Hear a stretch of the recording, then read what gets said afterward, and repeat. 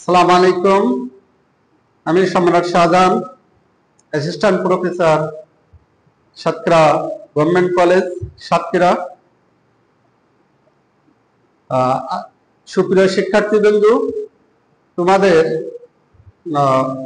চতুর্থ বর্ষের ভাইবা সামনে। ভাইবা ডেট হয়েছে, জাতীয় বিশ্ববিদ্যালয় থেকে ডেট দিয়েছে, এখনো হয়তো কলেজে তোমাদের ডেট পড়েনি। তো আমি এই মর্মে তোমাদের কিছু পরামর্শ দিচ্ছি। আশা করি এই পরামর্শ অনুযায়ী কেউ যদি মেনে চলে এবং ভাইবা পরীক্ষার আগে এই প্রস্তুতি গ্রহণ করে, তাহলে ভাইভাই একটা ভালো ফলাফল করতে পারবে। তো আসলে দেখো, কথা না বাড়িয়ে যেটা দুইটা একটা কথা বলতে চাই, সেটা হলো এই, কেউ যদি কোনো সাবজেক্টে A+ তুলতে চায়, তাহলে তাকে প্রচুর পড়াশোনা করতে হয়। আর কেউ যদি ভাইভাই A+ তুলতে চায়, তাহলে তাকে তেমন একটা পরিশ্রম করা লাগে না। এইখানে অল্প একটু পরিশ্রম করলেই সে A+ পেতে পারে।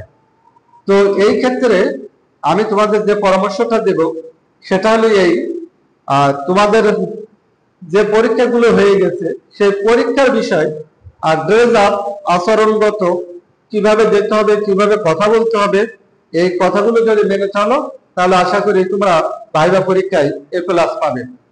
তো যাই হোক, দেখো, প্রথম যে বিষয়টা খেয়াল রাখতে হবে, আমি এখানে দিয়েছি কি কি নিয়ে যেতে হবে। আমি দিয়েছি যে কি কি নিয়ে যেতে হবে। তো কি কি নিয়ে যেতে হবে সেটা যদি একটু বলি, অন্যান্য পরীক্ষার মতো তোমরাও মনে করবে যে এটা একটা পরীক্ষা, যেটা জাতীয় বিশ্ববিদ্যালয় অধীনে অন্য কলেজে গিয়ে পরীক্ষা দিয়েছো, সেইভাবে এই ভাইভাটাও একটা পরীক্ষা মনে করতে হবে, যে ওটা একটু পরীক্ষা, এটা সময় মতো যেতে হবে। সময় মতো না গেলে এখানে খারাপ ফলাফল আসতে পারে, অর্থাৎ নাম্বার কমে যেতে পারে, গ্রেড পয়েন্ট কমে যেতে পারে।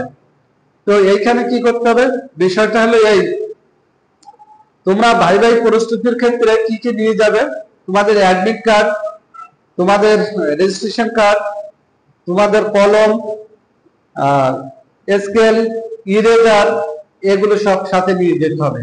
আর একটা বিষয় যেটা হলো এই, অনেক কলেজে সেমিনার ও লাইব্রেরি বই ফেরত নিয়ে নেয় ভাইবার আগে। সেমিনার আর লাইব্রেরির বই অনেকে নেওয়া থাকে। তো অনেক ক্ষেত্রে অনেক কলেজে করে কি, যে ভাইবার আগে এই বইটা ফেরত নেবে। তো সেই মর্মে এখানে একটা বই ফেরতের জন্য অবশ্যই একটা রসিদ দিয়ে থাকে। এই রসিদ যদি কেউ নেয়, পরীক্ষা নিয়ে পরীক্ষার হলে যেতে গেলে অবশ্যই রসিদটা নিয়ে যেতে হবে। রসিদ ছাড়া কেউ পরীক্ষা দিতে পারবে না। এটা এক এক কলেজের এক এক নিয়ম।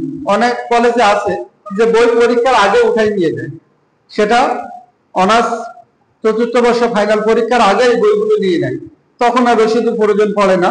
তো এই ক্ষেত্রে কি করতে হবে, অনেক কলেজে আছে, যেমন আমাদের কলেজের কথা বলি, আমাদের ডিপার্টমেন্টের কথা বলি।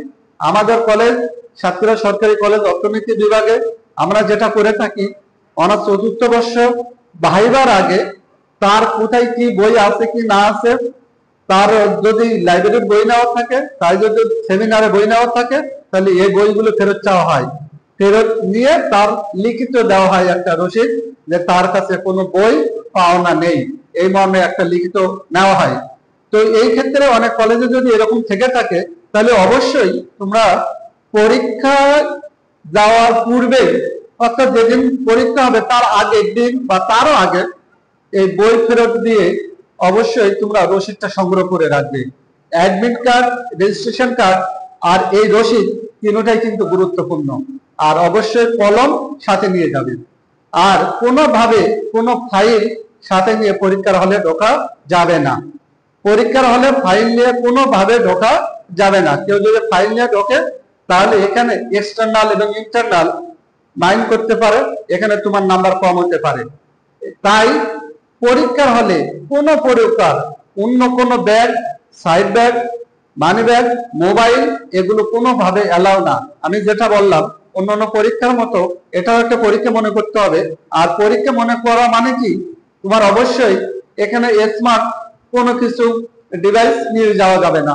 যেমন আমরা যদি বলি যে একটা মোবাইল নিয়ে গেছো, ভাইবা বোর্ডে তখন স্যার ভাইবা ধরতেছে, তখনই তোমার কি হচ্ছে যে মোবাইলে রিংটোনটা বেজে উঠছে, আর কেউ কল দিয়েছে, তখন কিন্তু এক্সামিনার তোমার উপর বিরক্ত হতে পারে। তখন কি হবে, অবশ্যই কিন্তু তোমার নাম্বারটা কম আসবে, এখানে কিন্তু ফলাফল কম পাবে।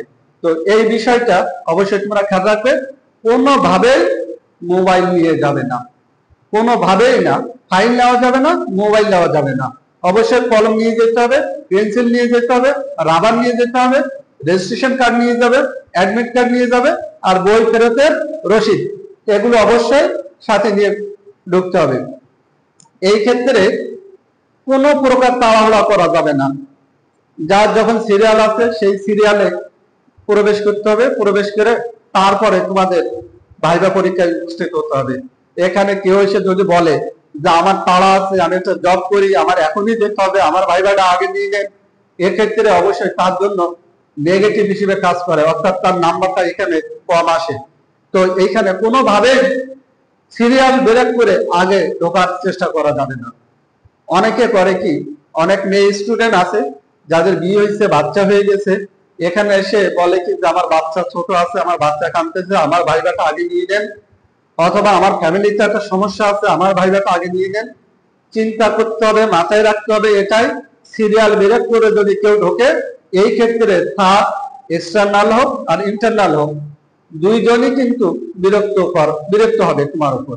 এই ক্ষেত্রে চিন্তা করতে হবে যে আমার যখন সিরিয়াল পড়বে আমি তখনই পরীক্ষা দেব, কিন্তু কোনোভাবেই দেরি করে পরীক্ষার হলে প্রবেশ করা যাবে না। যে সিরিয়াল পড়ছে, সিরিয়ালে তুমি নেই, তুমি অন্য দিকে চলে গেছো, তুমি একটু চা খাইতে গেছো, তুমি বন্ধুদের সাথে আড্ডা দিচ্ছ, এটা কোনোভাবে করা যাবে না।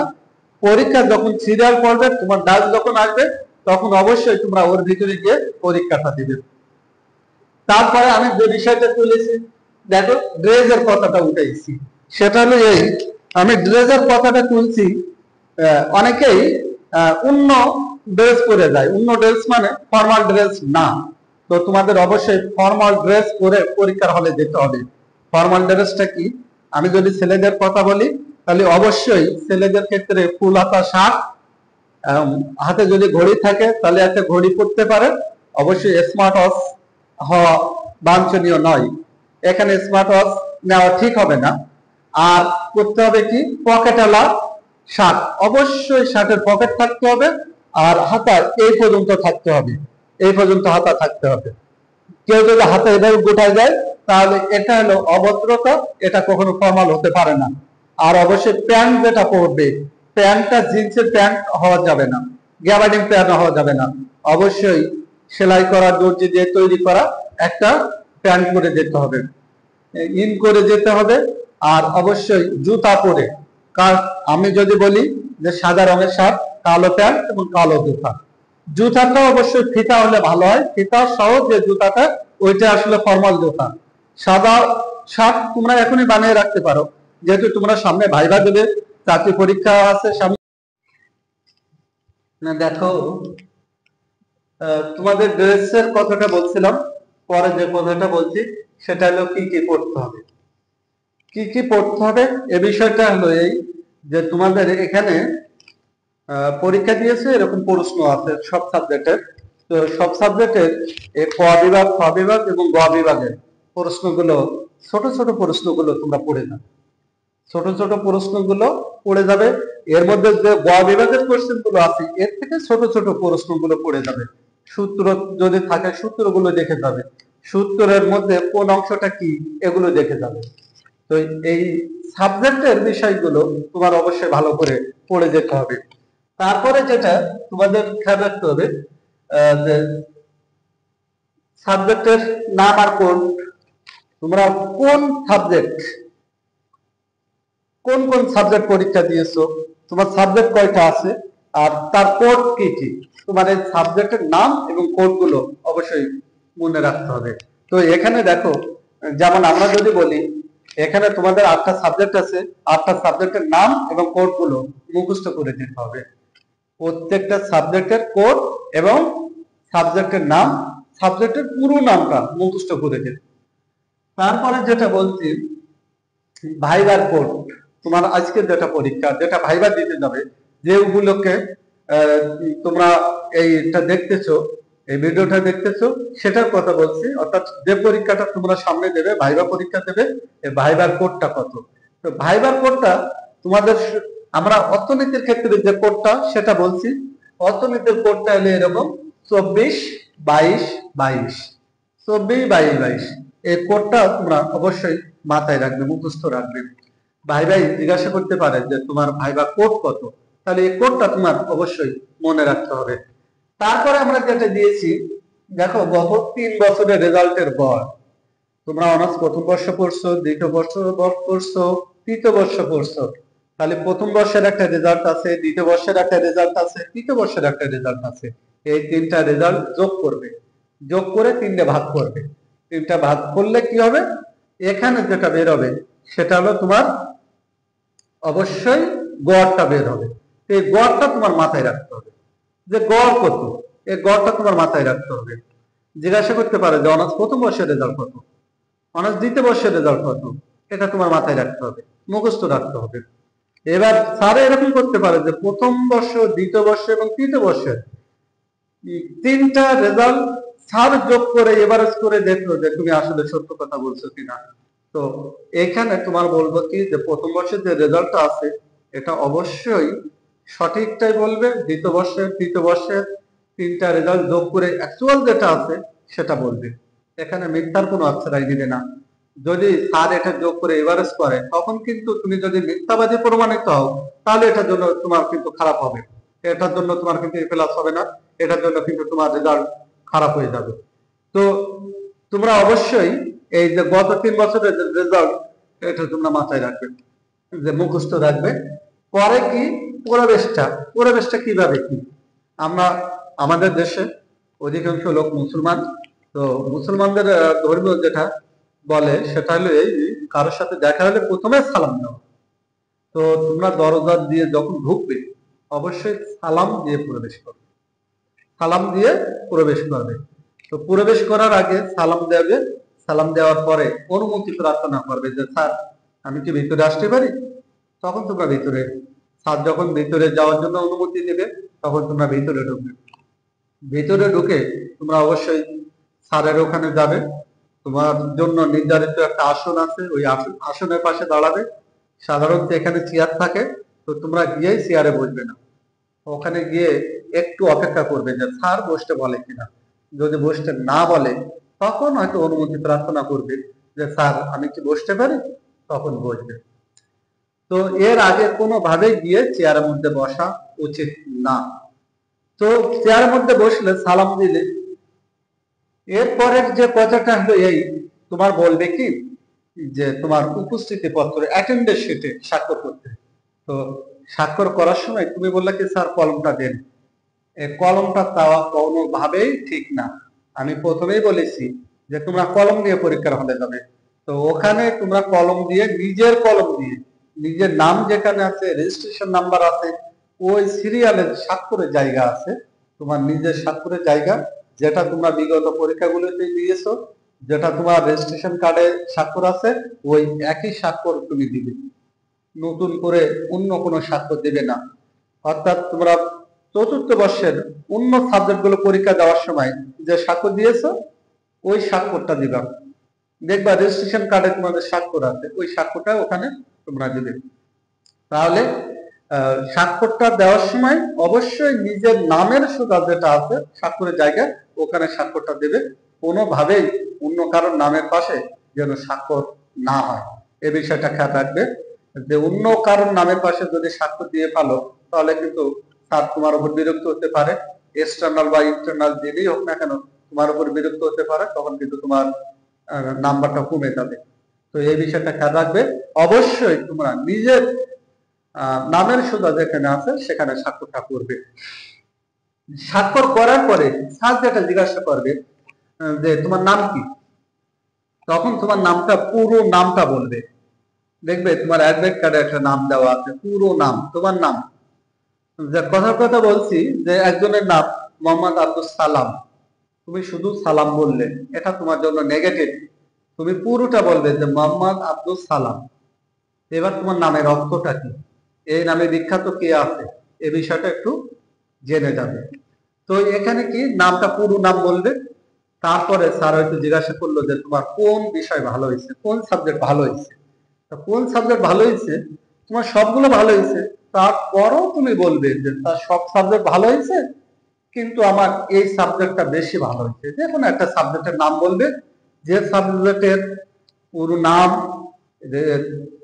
কোড, বিষয় কোড যেটা, আর ওই সাবজেক্ট থেকে প্রশ্ন করলে তুমি যাতে উত্তর দিতে পারো, ওই প্রশ্ন যাতে তোমার না বাধা হয়ে দাঁড়ায়, অর্থাৎ যে প্রশ্নই ওই সাবজেক্টে করুক, পরীক্ষায় যেগুলো আসছে ওগুলো যেন কোনো প্রকার ভুল না হয়, এমন একটা সাবজেক্ট বেছে নেবে, বেছে ওই সাবজেক্টের নামটা বলবে। তো বলবে এরকম যে সব সাবজেক্ট ভালো হয়েছে, এই সাবজেক্টটা বেশি ভালো হয়েছে। তখন স্যার কিন্তু ওই সাবজেক্ট থেকে প্রশ্ন করবে। তো স্যার যে প্রশ্নটা করবে, প্রথমে এরকম ধরে নিলাম যে তুমি একটা কথা বললে যে তোমার মুদ্রা অর্থনীতি ভালো হয়েছে, কিন্তু মুদ্রা অর্থনীতির নামে কোনো সাবজেক্ট নেই। তুমি বললে কি যে ব্যাংকিং ভালো হয়েছে, অথবা তুমি বললে অর্থায়ন ভালো হয়েছে, এ নামে কোনো সাবজেক্ট নেই। তোমার অবশ্যই সাবজেক্টের নাম পুরোটা বলবে। যেমন আমি দেখো লিখে রাখছি এখানে যে মুদ্রা, ব্যাংকিং ও অর্থায়ন, মুদ্রা, ব্যাংকিং ও অর্থায়ন, পুরো নামটা বলবে। স্যার জিজ্ঞাসা করবে এর কোড কত, তখন তোমার কোডটা বলতে হবে 24/2201, যেটা আমি আগেই বলছি যে প্রত্যেক সাবজেক্টের নাম এবং কোড গুলো অবশ্যই মুখস্থ করে যেতে হবে। তো এখান থেকে স্যার প্রথমে একটা প্রশ্ন করলো এরকম, যেটা পরীক্ষা আসতে পারে নাও পারে, এরকম একটা প্রশ্ন করলো যে মুদ্রার অবমূল্যায়ন কি। তুমি সুন্দর করে বললাম যে মুদ্রার অবমূল্যায়ন হলো এই, দেশের মুদ্রার মান কমিয়ে দিয়ে বাইরের দেশের মুদ্রার মানটা কম, আমাদের দেশের মানটা কি দিল বেশি। তাহলে এই কম বেশি, তাহলে এই কম বেশিটা কি, যে বাইরের দেশের তুলনায় কি করছে, আমাদের দেশের মুদ্রার মান কমিয়ে দেওয়া। তাহলে আমাদের দেশের মুদ্রার মান যদি কমিয়ে দেয়, তখন প্রশ্ন করবে স্যার যে কেন সরকার মুদ্রার মান কমিয়ে দেয় বা কেন মুদ্রার অবমূল্যায়ন করে, এ বিষয়টা তোমার জানতে হবে। তারপরে জিজ্ঞাসা করতে পারে যে আমদানির উপর কি প্রভাব পড়ে, যদি মুদ্রার অবমূল্যায়ন করা হয় তাহলে আমদানির উপর কি প্রভাব পড়ে, অথবা জিজ্ঞাসা করতে পারে যে রপ্তানির উপর কি প্রভাব পড়ে, আর সরকার কেন অবমূল্যায়ন করে। অর্থাৎ মুদ্রার অবমূল্যায়ন থেকে ছোট ছোট প্রশ্ন বের করে তার তোমার কাছে জিজ্ঞাসা করবে যে এই প্রশ্নের উত্তরটা কি। তোমরা সবসময় মাথায় রাখবে এরকম যে একটা প্রশ্ন স্যার জিজ্ঞাসা করছে, পরের প্রশ্নই যাবে না, যে প্রশ্নটা স্যার জিজ্ঞাসা করবে ওই প্রশ্ন থেকে আর একটা প্রশ্ন বের করবে, বের করে তার উত্তরটা তোমাকে বলতে হবে। অর্থাৎ আমি এখানে একটা প্রশ্ন দেখেছি এরকম যে মুদ্রার অবমূল্যায়ন, তাহলে মুদ্রার অবমূল্যায়ন বলতো যে দেশে মুদ্রার মান কমিয়ে দেওয়া, তাহলে কখন কমিয়ে দেয়, কেন কমিয়ে দেয়, সরকার এই কাজ করে কেন, অথবা আমদানির উপর কি প্রভাব পড়ে, রপ্তানির উপর কি প্রভাব পড়ে। যখন তুমি এগুলো সুন্দর করে পারবে, তখনই এক্সটার্নাল বা ইন্টারনাল তোমার উপর খুশি হয়ে তোমার নাম্বারটা বাড়িয়ে দেবে, অর্থাৎ তখন তুমি এ প্লাস পাবে। এবার কেউ যদি এরকম বলে যে আমার ইসলামী অর্থনীতি ভালো হয়েছে, তো ইসলামী অর্থনীতি ভালো হয়েছে তখন কি বলতে হবে, স্যার জিজ্ঞাসা করতে বলে, জিজ্ঞাসা করতে পারে যে ইসলামী অর্থনীতির কোড কত, তখন 24/22-21, এই কোডটা তোমার মাথায় রাখতে হবে, 24/22-21। এবার স্যার জিজ্ঞাসা করলো যে ওসর কি, অথবা তুমি মুসলমান হলে জিজ্ঞাসা করে যে তুমি নামাজ পড়ো কিনা, তুমি নামাজ পড়িছো কিনা, তখন তোমার কিন্তু বলতে হবে যে নামাজ পড়ো কিনা, পড়িছো কিনা। আর যেহেতু একটা ফরজ ইবাদত মুসলমানদের সবার করা উচিত, তাহলে এখানে অবশ্যই বলা উচিত যে হ্যাঁ স্যার আমি নামাজ পড়ি।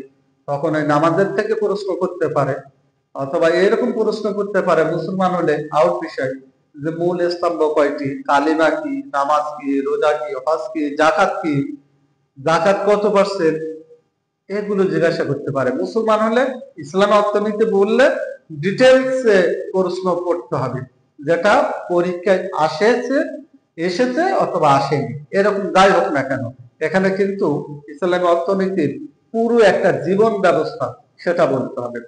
যেমন বললো যে কোরআন কি, হাদিস কি, ইজমা কি, কিয়াস কি, এখান থেকে প্রশ্ন জিজ্ঞাসা করতে পারে।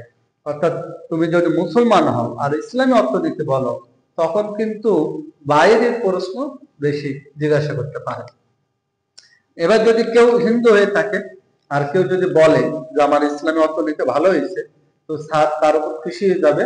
স্যার জিজ্ঞাসা করবে যে তুমি হিন্দু মানুষ, তাহলে তোমার ইসলামী অর্থনীতি কিভাবে ভালো হলো? তখন তুমি জিজ্ঞাসা করবে যে হ্যাঁ আমি পড়ছি, আমার পছন্দ হয়, আমার ভালো হয়, এটা আমার পড়তে ভালো লাগছে। তখন স্যার জিজ্ঞাসা করবে যে নির্দেশমূলক অর্থ ব্যবস্থা ভালো না ইসলামী অর্থ ব্যবস্থা ভালো, অথবা ধনতান্ত্রিক ভালো না ইসলামী অর্থ ব্যবস্থা ভালো। আর আমাদের দেশে যদি ইসলামী অর্থ ব্যবস্থা চালু হতো তখন কি হতো, তাহলে আমাদের দেশে কোন অর্থ ব্যবস্থা চালু আছে, এগুলো জিজ্ঞাসা করতে পারে।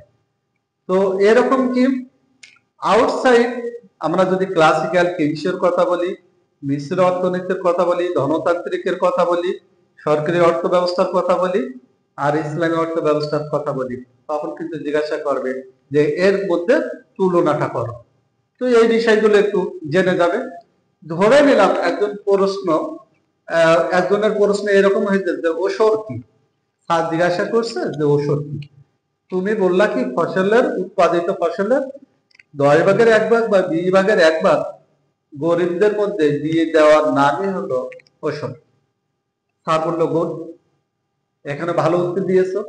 স্যার এখান থেকে প্রশ্ন করবে কখন 20 ভাগের 1 ভাগ দিতে হয় আর কখন 10 ভাগের 1 ভাগ দিতে হয়। অর্থাৎ স্যার একটা পরিমাণ বললো, পরিমাণ বলে স্যার একটা উদাহরণ সেট করলো, করে তারপরে বললো যে এখান থেকে কত ভাগের কতটুকু দিতে হবে, 10 ভাগের 1 ভাগ দেবো না 20 ভাগের 1 ভাগ দেবো।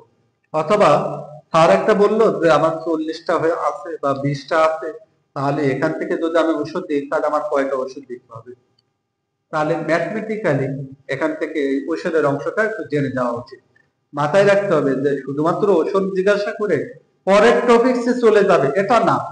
সবসময় আমি বারবার করে জোর দিই সেটা হলো এই, কোনো প্রশ্ন স্যার যদি করে তাহলে ওখান থেকে প্রশ্ন আর একটা বের হয়, বের হওয়ার পরে ওখান থেকে প্রশ্নটা করা হয়। তাহলে তোমরা সবাই মাথায় রাখবে এটা, যে একটা প্রশ্ন করছে ওখান থেকে আর কি প্রশ্ন হতে পারে, তার থেকে আর কি প্রশ্ন হতে পারে, এই দুইটা তোমরা অবশ্যই মাথায় রাখবে। মাথায় রাখলে দেখবে তোমার পরীক্ষার ক্ষেত্রে এটা সহজে যাবে, সহজে পাবে। তো যাই হোক, এইভাবে তোমার পরীক্ষাটা শেষ হলো, ভালো মন্দ মিলাইয়া তোমার পরীক্ষা শেষ হলো। তো একটা কথা, তোমার পরীক্ষায় কখনো ফেল করে দেওয়া হয় না, ফেল করানো হয় না। তার মানে এই না তুমি পরীক্ষার হলে গিয়ে স্যারেদের সাথে বেয়াদবি করবে। তুমি কখনো দেখার চেষ্টা করবে না যে অন্যজনের A+ দিয়েছে না কি দিয়েছে, অথবা তোমার কি দিয়েছে, ওইদিকে খেয়াল রাখার দরকার নেই। তুমি পরীক্ষাটা ভালো করে দাও, এটাই তোমার খেয়াল রাখা উচিত। তো এখানে কি সিম্পল আমরা যদি অর্থনীতির কথা বলি, তাহলে এখানে জিজ্ঞাসা করা হয় যদি কোনো প্রশ্নের উত্তর না পারে, তখন জিজ্ঞাসা করা হয় যে অর্থনীতির জনক কি, চাহিদা কি, যোগান কি, চাহিদা রেখা অঙ্কন করো, যোগান রেখা অঙ্কন করো, ইসলামীতে ভোগাপেক্ষক কি, ইসলামীতে চাহিদা অপেক্ষক কি, এরকম জিজ্ঞাসা করা হবে যদি ইসলামী অর্থনীতির হয়। আর যদি কোনো কিছু না পারে, একেবারে সিম্পল কিছু জিজ্ঞাসা করে তাকে ছেড়ে দেওয়া হয়, অর্থাৎ পাস মার্ক অবশ্যই দেওয়া হয়।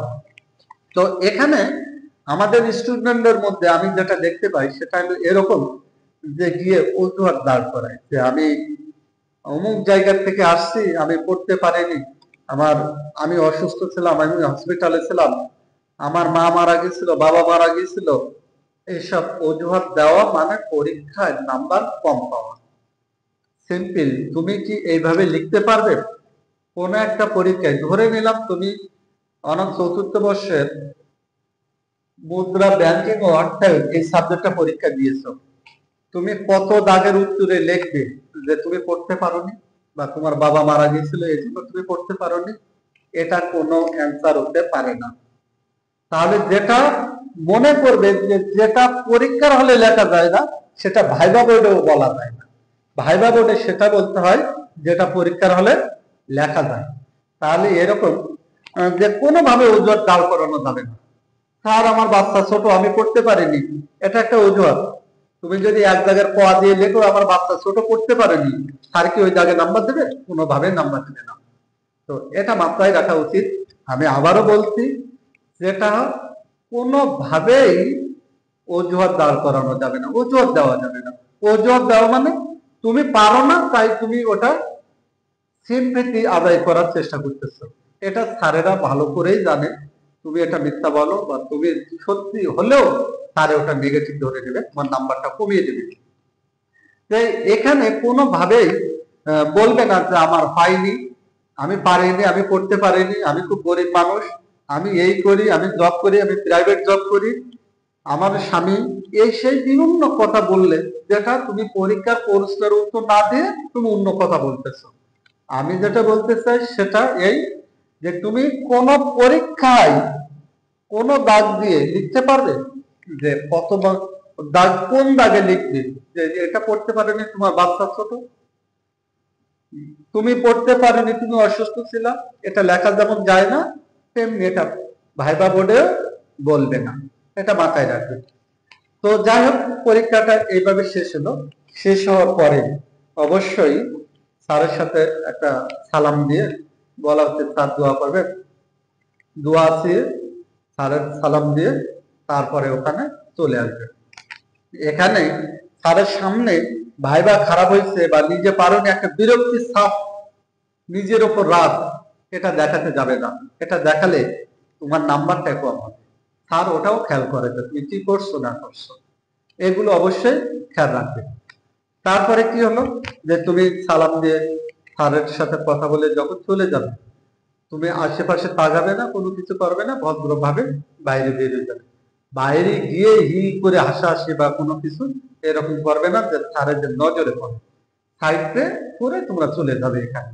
তো যাই হোক, আশা করি এই পরামর্শগুলো যদি তোমরা মানো, মেনে যদি তোমরা পরীক্ষা দাও, ভাইবা বোর্ডে দাও, তাহলে অবশ্যই তোমাদের ভালো ফলাফল হবে, তোমরা এ প্লাস পাবে, এই আশা করি।